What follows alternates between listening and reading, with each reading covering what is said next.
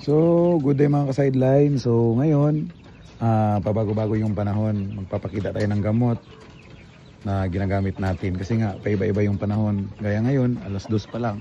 Pero parang uulan na naman. So, ganito ngayon sa Jensan, iinit tapos uulan. Buti sana kung ano lang, napakalakas pa talaga ng ulan. So, ito yung ginagawa natin mga ka-sideline. So, kapag prevention, ito lang. Pero ngayon, tinamaan tayo ng laway-laway yung isa nating broadcast, yung Tamtax Ganoy. So, ito yung binibigay natin. Premoxil sa umaga, Sulfar QR sa hapon. Mga ganitong oras mga ka-sideline. So, ito. Yan.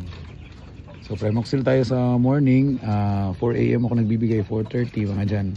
Tapos, sa hapon, mga 2:30. Kasi nagpapakain tayo 4:30. So, yan mga ka-sideline. Sana makatulong. Kasi may nagtanong sa atin.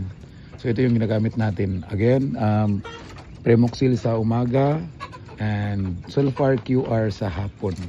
Yung time is bago nagpapakain. Mga 2 hours bago makakain yung manok. Pinapainom natin para hindi na mag-fasting. So, yun lang. Maraming salamat.